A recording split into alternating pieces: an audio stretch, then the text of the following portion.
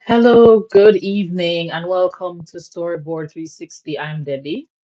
I wanted to do a live stream as a follow-up to the first video I did on this channel, um, outlining the 1981 disappearance of Stacey Reddish.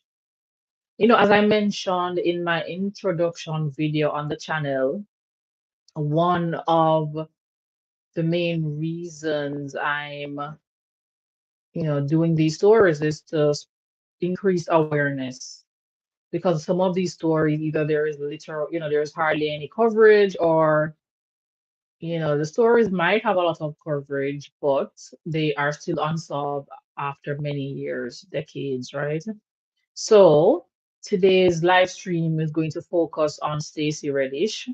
I already did a video, as I said. So if you want, just in-depth data and what's available, you can visit that case. So today I want to go over just in the video, I just stick to the facts and present what is known, but I'm going to use these live streams as a way to just talk more about it, to just go outside the just talking about the facts, right? I want to do a deeper dive and maybe just say what's on my mind, respectfully, of course. I want to mention just a warning that in this live stream, I will be talking about or mentioning harm to children. So just a warning, if that's something that is triggering for you, you can click off the live at this time. So as I was saying, the main reasons for doing this live stream on Stacey Reddish is I want to talk about the police treatment of her family and the case, her disappearance.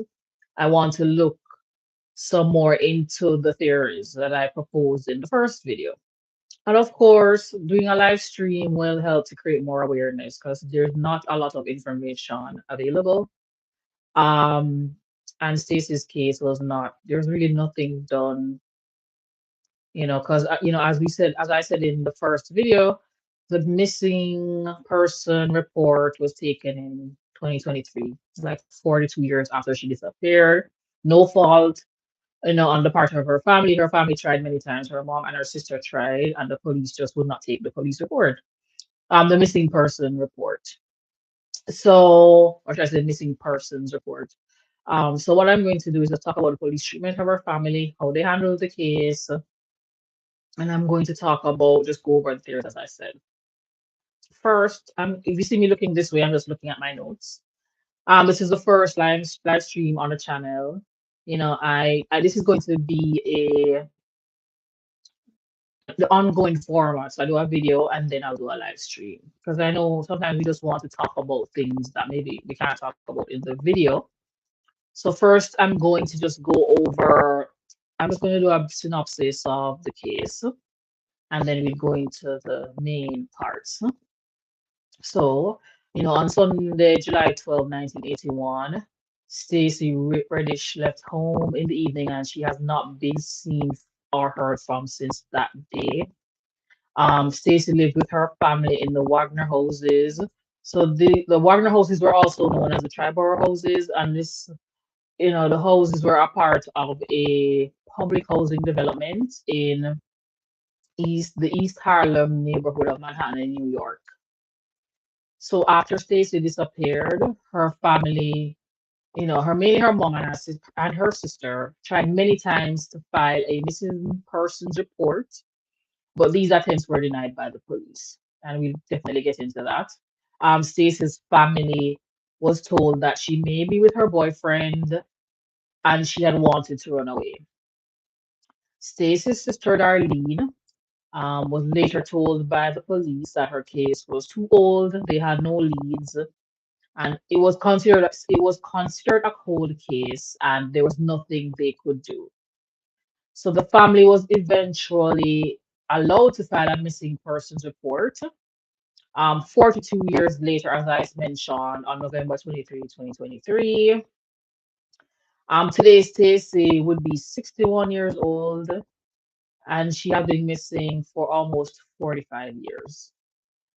She's classified as endangered missing. So, like I said, these live streams, the videos will hopefully help to just gain more awareness to her case. And yeah, I don't think this case is. I think this case can be solved, and I think even if the case is not solved, I believe a lot of information can be discovered. So I'll also talk about that part.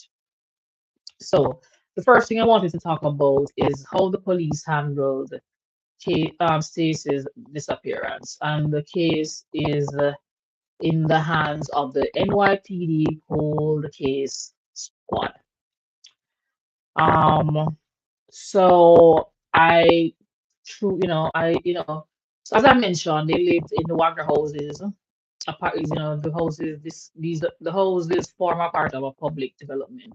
Yes, public housing development. And public housing is for people who really don't have a lot of money, of a certain, they are lower income families. And I wonder if the police did not give attention to this case, dismissed Stacey's family because of their economic standing. Also wonder, was it a race issue?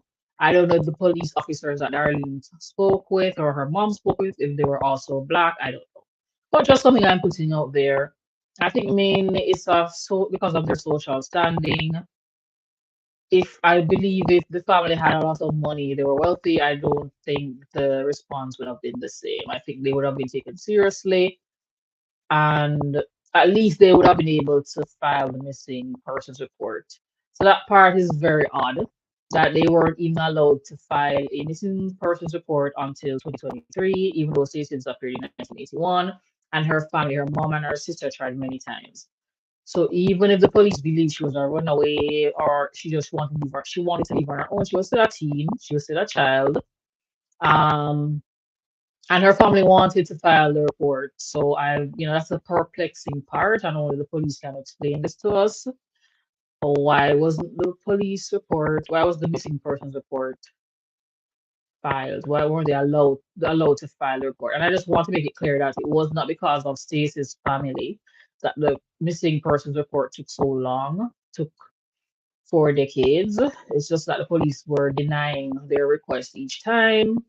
So, that's a question I have, and we have to call this out. We have to talk about it. Was it because of their social standing? I would say yes. I don't know, but it's just very odd and it's very unacceptable the way the police responded to this family. They deserve an apology. And the best apology, besides a written formal apology, the next best step would be to start doing some work on this case. And I will talk some more about that. And I'm going to reread the statement. Um, I'm going to reread Darlene's description of what happened when she tried to file the missing persons report, because that is also very odd, very upsetting. I don't know what was happening at that time. I didn't mention it in my video. Like, I don't know if that's the directions the police gave to Darlene, if those directions were um typical of that period. I mean, I've listened to many crime stories. I consume a lot of true crime. I can honestly say I've never heard those directions being given to anyone in the missing persons case. So the fact that these directions were given to Darlene is, mind blowing to say the least. So I'm going to read again um, just the directions that the police gave to Darlene and what they said to her. So according to information shared by catch_list, so this is on Facebook, I got the source. When Stacey's sister Darlene was old enough, she tried to formally report Stacey missing. She was instructed by the precinct, this is NYPD, to go to the location where Stacey was last seen, and this location would have been, the one of the houses in Manhattan, and to call the NYPD from that location. Very odd. I wish somebody would just explain this. Why? Why would you do this to somebody who has a missing loved one? Anyway, I'll continue. So after following the instructions, Darlene encountered officers who were already at the location due to another unrelated incident. Darlene explained the situation and sorry, Darlene explained the situation and informed them that the precinct had directed her to report Stacey's disappearance this way. One of the officers called the precinct to confirm Darlene's attempt to file a report. After one of the policemen spoke with the sergeant, Darlene was told the case was too old. They had no leads. It was considered a cold case, and there was nothing they could do. And I'm going to present evidence which shows how preposterous and ridiculous, you know, I'm going by what Darlene says. So if this is what she was told, it's ridiculous because we know older cases. If you look in the news, if you listen to the news and you're interested in true crime, even if you're not, you will see every day they're solving decades old cases, right? And I don't know which what time period this is, or this was, I should say, but it's still, yeah, it's hard to wrap your mind around that. This is what the police said to Darlene. So we continue. Yeah, so I just wanted to call that out. Like, we're just going by what the family has reported. I don't really have a reason to not believe them, but that's what's there online. That's what happened. So, I just don't. This is what I've seen reported in many different sources. So I just think, like I said, the police should really apologize to the family and also start doing work, because I don't think it's hopeless. I think there's still hope for this case. So the other second thing so what I want to do now is I want to go into some theories about what happened, possibly happened. We don't know, right? Everything is just speculation. Like I said, since there was no movement, there was nothing really done up until I would say 2023. Because remember, the missing persons report wasn't taken before then, so I don't think the police would have been doing anything. So the first thing I wanted to mention is this: a stranger versus someone she knew. Personally, I think it's likely someone she knew. As I mentioned in the first video, this housing development it's very large. It's a very huge. It has a lot of buildings. So there are some of the buildings are on one side of the road, and some of the buildings are on the other side of the road and of a street. And there are thousands of people living in this development. And if you remember in the 80s, there was no internet, right? If you wanted to have fun or hang out, you're going to hang out with people around you, maybe from school. There were friends there and probably your family members there. I don't know. I just not see, but there's so many people in that development. I just think it's highly likely that it's somebody that she knew. If we're going to say that there was some harm that came to her, right? The other um the other thing is, nobody was like, her friends weren't questioned. Who are her friends? Did she actually have a boyfriend? Which I'm gonna talk about that. But we didn't hear. We don't know who her friends were. We don't have any idea. Even talking to people at school, that would have helped. Like I said, it was densely populated, a lot of people. And data shows, you always hear this. Like I said, if you listen to true crime, you hear this all the time. That the percentage when you're a victim of crime, um, specifically if somebody hurts you, like taking out, say, robberies, then, but if you're a victim of like murder or you go missing, they say that it's a high probability, or statistics show that's normally somebody right? I was listening to a podcast today where they had a detective, a retired detective, and he said it's like the possibility of it being a stranger is like within 5%. I was going by, he's the expert here, so he said 5%.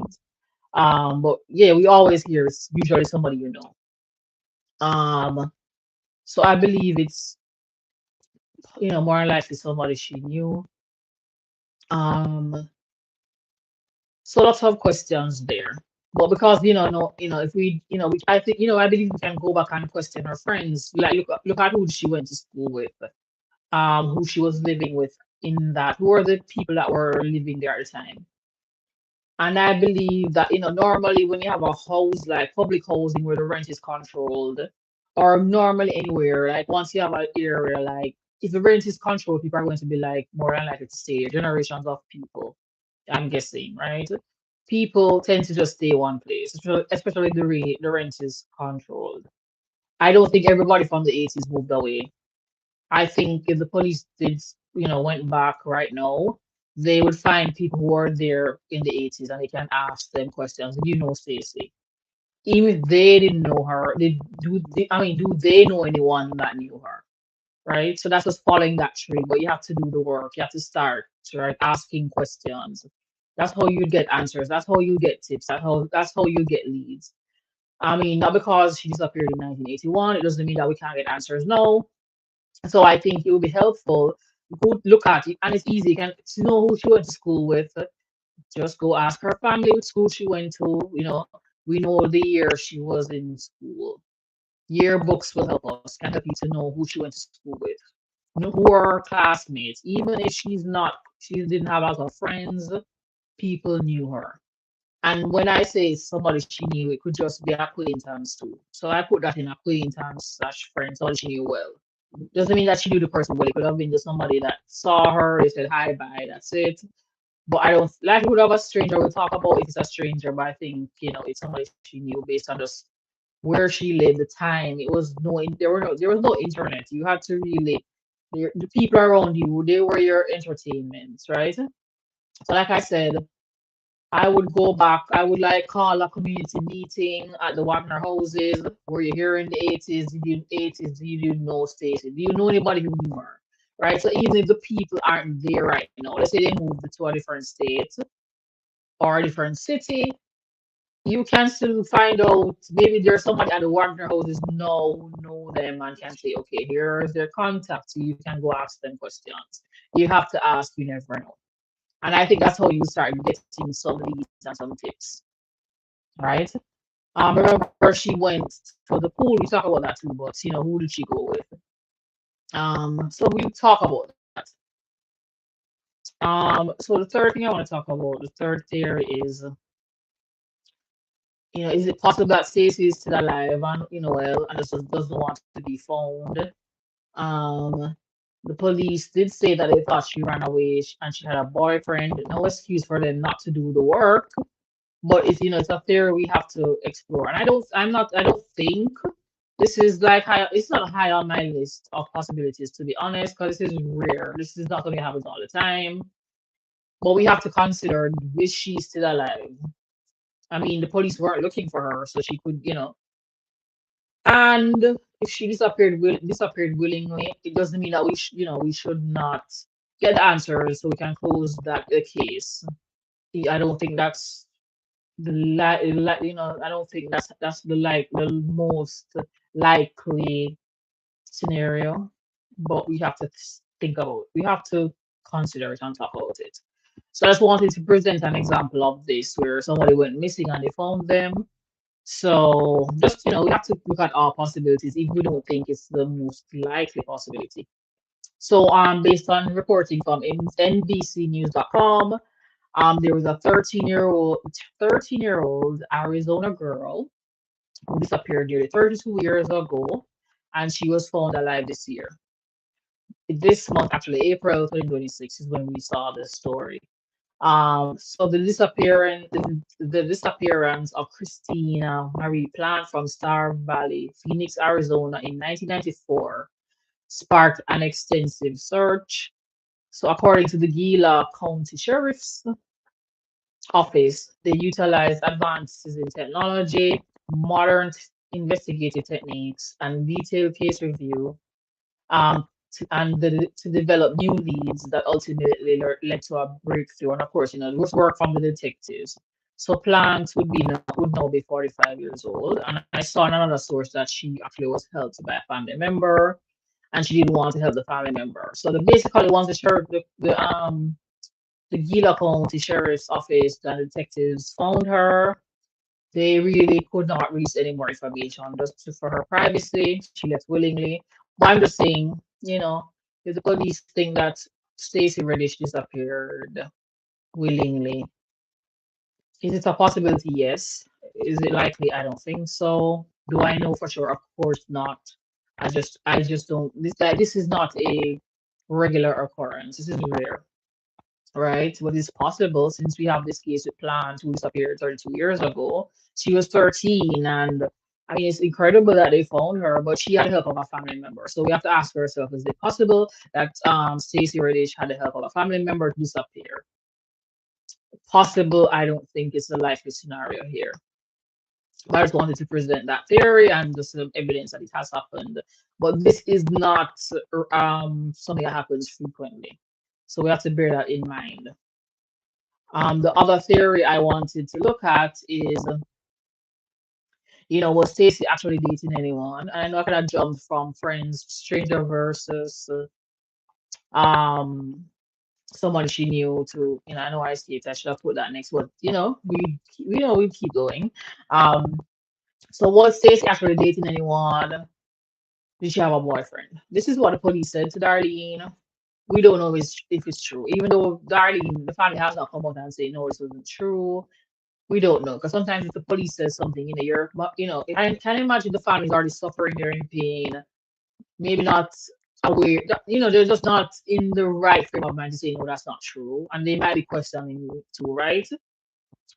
Is this true? Is it possible? So probably they wouldn't have challenged the police. So it's not necessarily true, but if it is true, is we would have to question the boyfriend if this person exists and we know who he is. Right. So even if he's not around, doesn't it, his family members could be questioned. That's what I'm saying. Just if the police just go out, start asking questions, don't assume that as the police said to Darlene, and this is going by Darlene's words, that they say it's too old, it's a cold case, there's nothing they can do. That's no excuse, right? And to be honest, even if she was dating somebody and she disappeared on her own, like I said, we still should have the answers. Yes, give her privacy, but we need to wrap up this case and not be here wondering. Okay, but like I don't think Stacey Reddish disappeared willingly. I don't think so. So I think once again, it's another angle to just pursue, get some answers, and maybe we might be able to. If we get the answers, we can say, okay, she doesn't have a boyfriend. She doesn't. Let's say we find out she doesn't have a boyfriend. We can wrap that up, take that off the table, just forget about that narrative, right? And focus on other possibilities that are more helpful. So I want to talk about um, the accessibility of transportation, which I did mention that the subway station. So the bus stop was a 3-minute walk away. Subway station 89 minutes on foot, and then the highway was right there. So the highway was maybe like a 37-minute walk, and then 12 minutes by car. So the transportation angle would since it's so accessible, is it possible that on her way, let's say she's going to meet somebody, she's like, okay, I'm going to meet someone. Is it possible on her way to meeting someone, that's when she disappeared? That's when the stranger came in, she disappeared. But also we have to ask, um, is it possible that because the transportation was so accessible, maybe by car, once maybe somebody took her away on the highway. So they went on the highway and easy to take her far away, right? So that's also possible. So maybe on her way to meeting someone, she met with foul play, right? A stranger did something to hurt her, or somebody she knew took her away, right? So we don't know. That's just, but I think the transportation, just seeing how accessible transportation is, it's just considering, I would say that the answers might not necessarily be within New York City. It could be in another state, another city, because it's so easy to travel from where she was located. So I think working with other police stations, then not just limiting it to New York, and other communities, like surrounding communities, right? The work has to be done to get the answers. It's a lot of work. We're like way behind time, right? But the work, it's not impossible. Um, let's say she went to meet someone. Like I said, she went to meet someone, she knew them with transportation. It would be easy to take her from New York to another area.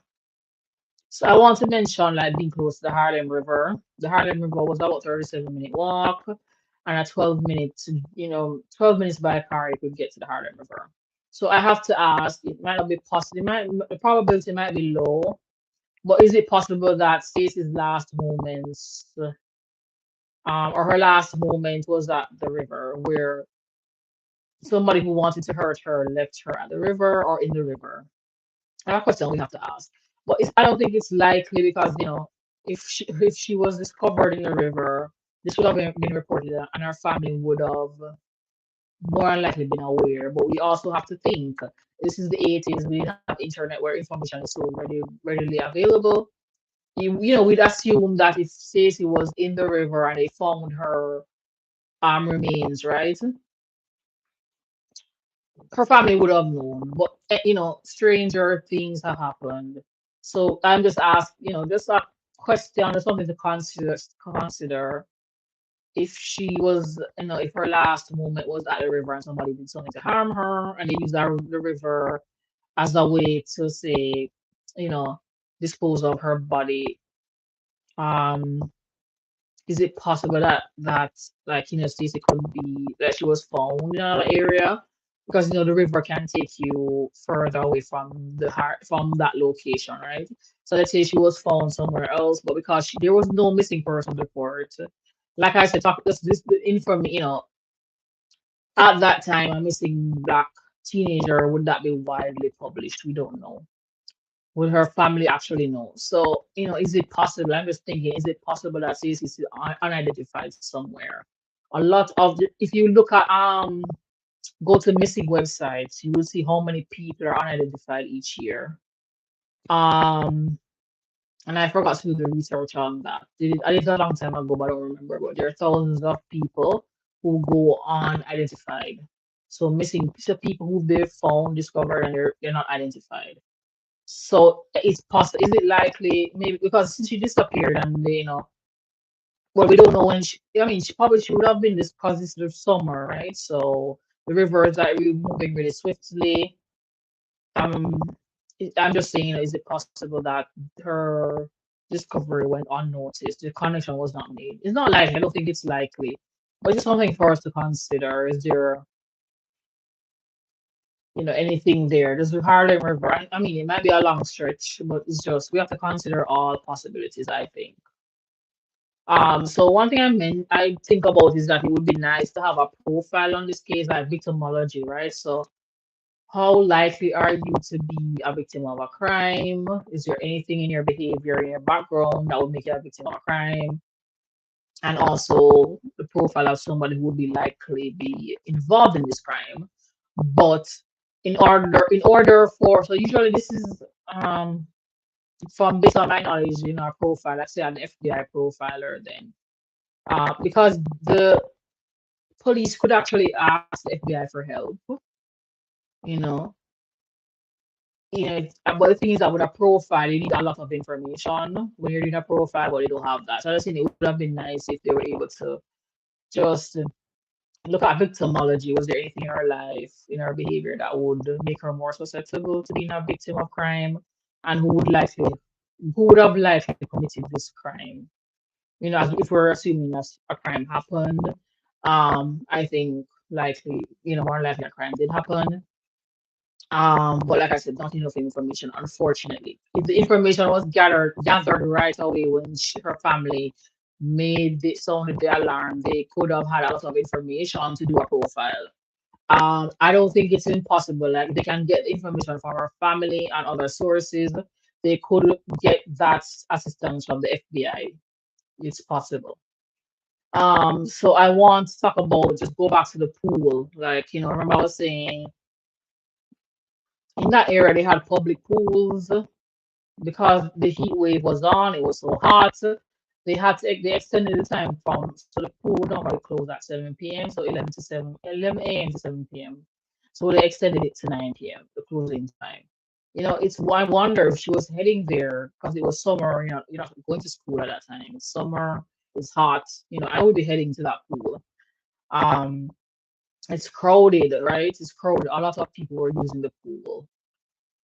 So if she was heading there, did something happen while she was heading there? If she was on her way home at 9 p.m., did something happen to her?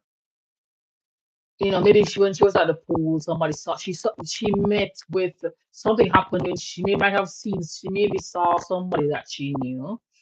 It could be an acquaintance or something. I just think it's a really strong possibility that the pool has something to do with her disappearance. Because in that, if you don't have a lot of money, there's no internet, anything like that. The pool is like where everybody's going. Why would she be going to the pool if it's so hot?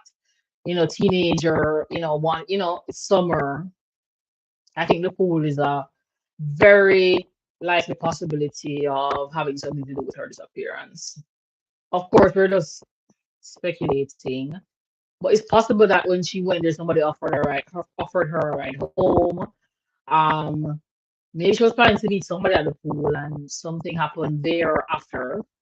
The pool is huge, so I didn't show pictures in my video. The pool is very big. They had like two separate pools. That was a public pool. It's a very large area. They actually you could see trees in the background near the pool. So I just believe that's like I said, let's say there were people in the building who knew her. Maybe they were at the pool and somebody gave some information about did they see her there. And I know it's many years later, but if somebody goes missing, there's a marker in your mind about that, right? So I think it would be helpful to just maybe do an investigation into what happened, if there's any connection to the pool. So those are basically the theories I have. Like I said, I think more likely it's somebody she knew. There's just too many people in that area. The pool and the heat wave, I think that is significant. Um, One thing I wanted to the final thing I wanted to mention is that I don't think the case is impossible to solve. I don't think it's hopeless at all. There's so many cases being solved every day. It's like I can't keep up anymore. Every day I'm hearing a cold case has been solved through DNA, right? We don't have DNA in this case, but if you can ask questions, just start the work. You will find some answers. Will we solve it? Maybe I'm not saying we might not necessarily know or find out who was the perpetrator, but we might find out. Let's say people think she's still alive and well. Like I said, I don't think that's a likely um, theory, but if we can find out answers about maybe we can find out answers about what happened that they get us some more information. I think we can find out even what happened. Um,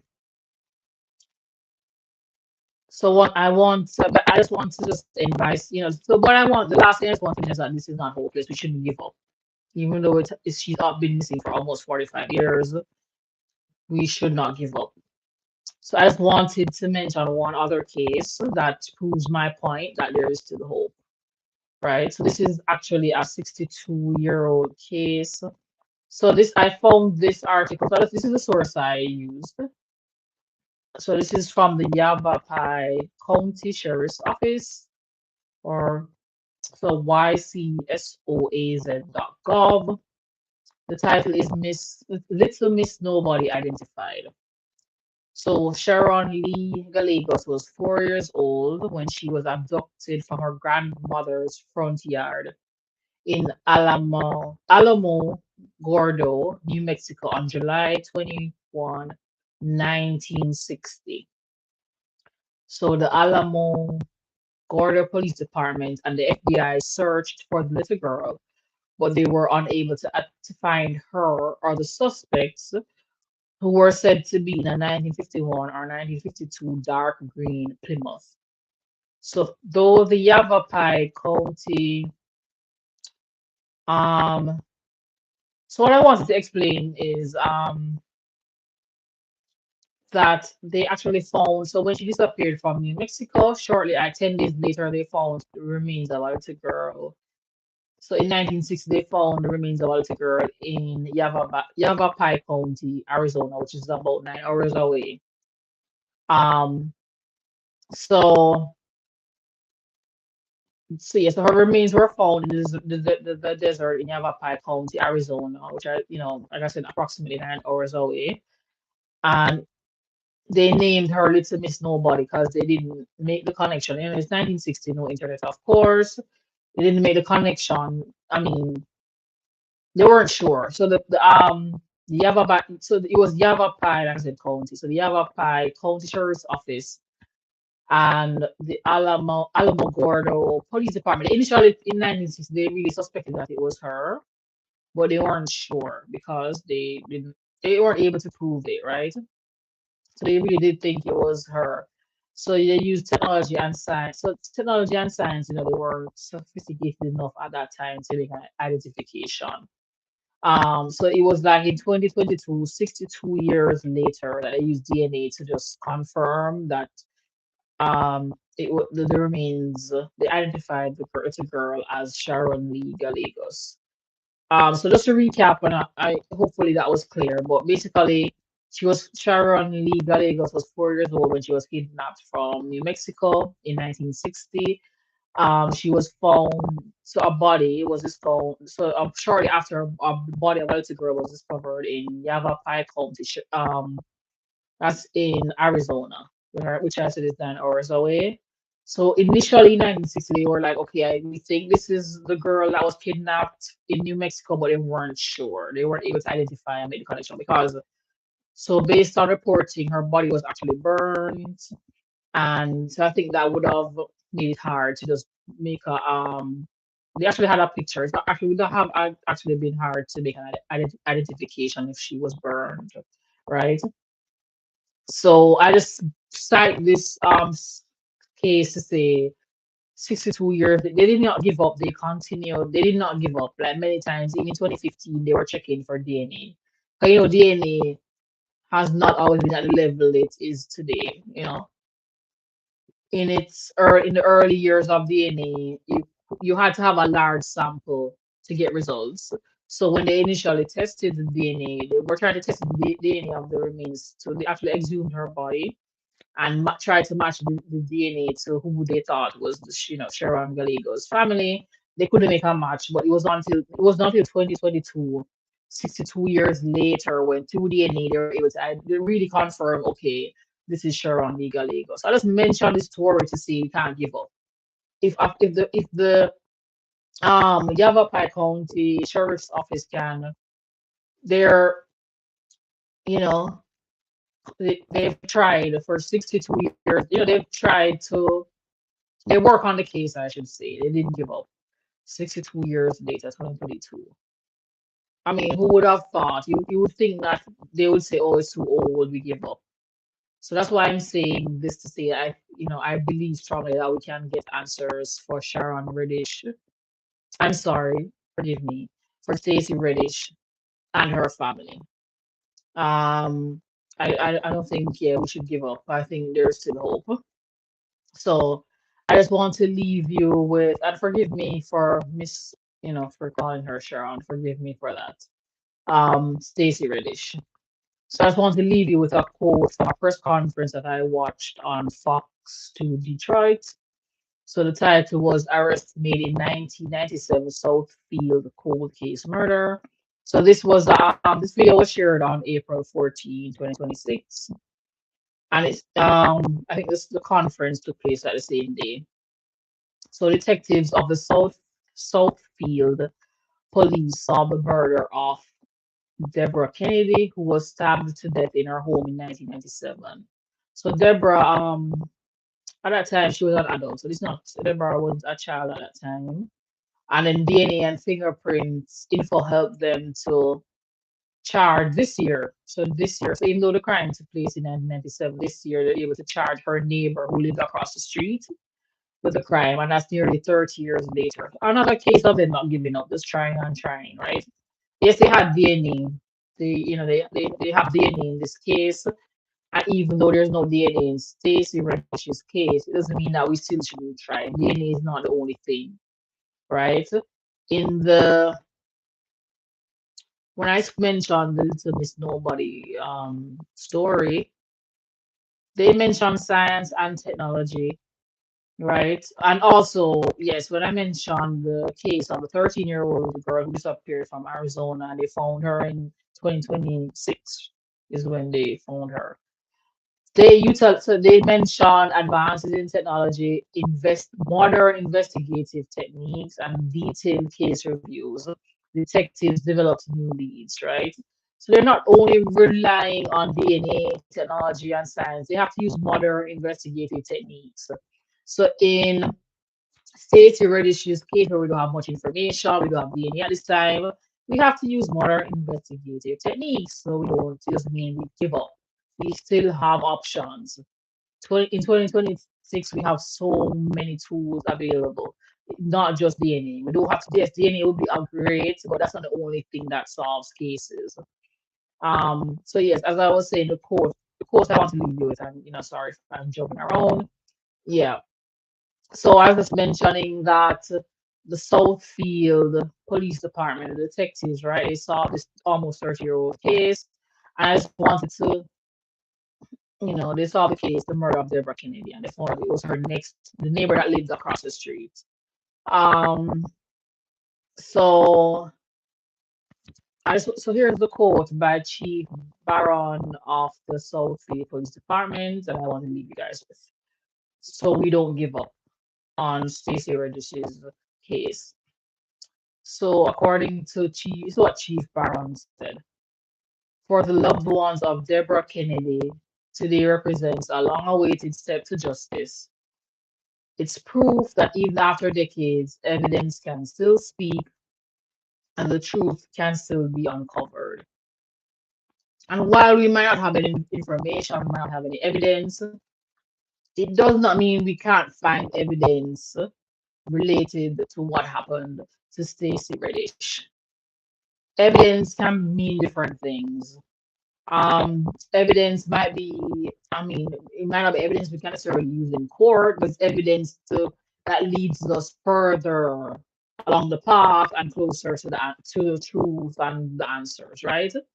So basically, I'm saying is we might not have strong evidence right now, but we can still uncover the truth. Evidence could mean, we go talk to people and they say, we get concrete statements. That can be evidence. Will it, can we go to court? Not necessarily, but we can get answers. Help, I'm sure her family would like some information rather than being shut out completely. So that's why I want to just leave you with that quote so that we don't give up.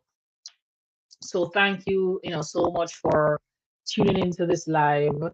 As I said, the focus and the goal is to bring more awareness to Stacey Reddish's story, and hopefully get some kind of answers for her family.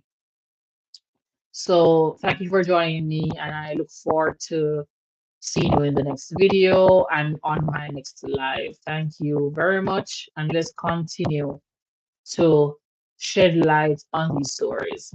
Okay, take care. And I'll make sure I'll put, the stories I mentioned in the description of the live. Okay, bye.